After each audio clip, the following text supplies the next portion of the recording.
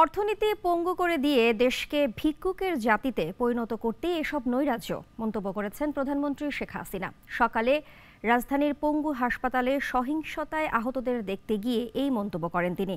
তার মতে কমপ্লিট শাটডাউনের কারণেই দেশের এই পরিস্থিতি তৈরি হয়েছে। এই ক্ষতির দায় দায়িত্ব কার? জনগণের কাছে সেই প্রশ্ন রাখেন সরকার প্রধান। আব্দুল্লাহ শফির প্রতিবেদন। উন্নয়নের রূপকারের এই বিমর্ষ কান্না ভেজা মুখোশটি দেখে অনুমেয় কতটা কঠিন সময় পার করছে বাংলাদেশ। এই আর্তনাদ জনতার প্রতি জননেতার দরদ। আন্দোলন থেমেছে, কিন্তু থেমে নেই বঙ্গবন্ধু কন্যা। দৌড়াচ্ছেন, পরিদর্শন করছেন ধ্বংসপ্রাপ্ত উন্নয়ন স্থাপনার। হাসপাতাল ঘুরে খোঁজ খবর নিচ্ছেন আহত নেতাকর্মী ও পুলিশ সদস্যদের।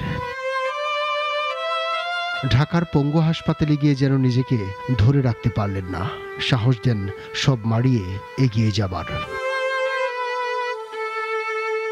সাংবাদিকদের সামনে প্রশ্ন রাখেন, কেন এই ধ্বংসযজ্ঞ? দাবি মানার পরও কেনই বা পরিস্থিতি এত জটিল হলো?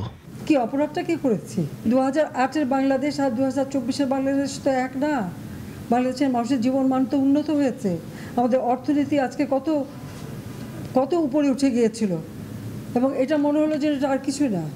এটা আমাদের অর্থনীতিকে সম্পূর্ণ পঙ্গু করে দিয়ে বাংলাদেশকে আবার ভিক্ষুকের জাতি করে দেওয়া, এটাই বোধহয় এদের পিছনে ষড়যন্ত্র। সরকার প্রধান জানান, জীবন বাজি রেখে জনগণের উন্নয়নের জন্যই দেশে আসা। সুষ্ঠু চিকিৎসা হচ্ছে, প্রয়োজনে দেওয়া হবে কৃত্রিম পা।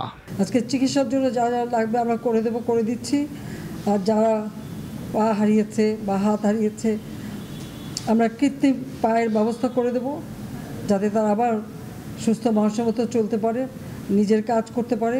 বিচারের দায়িত্ব দিলেন জনগণের হাতে। আজকে এই যে এতগুলি মানুষের জীবনের ক্ষতি হলো, এতগুলি পরিবার ক্ষতি হলো, এর দায় দায়িত্ব কাদের?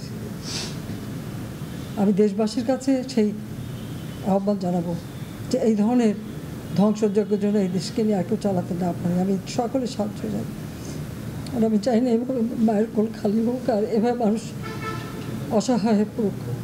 পরে সেতু ভবন ও দুর্যোগ ব্যবস্থাপনা অধিদপ্তরের ধ্বংসাবশেষ পরিদর্শন করেন প্রধানমন্ত্রী শেখ হাসিনা। আব্দুল্লাহ শফি, নাগরিক, ঢাকা।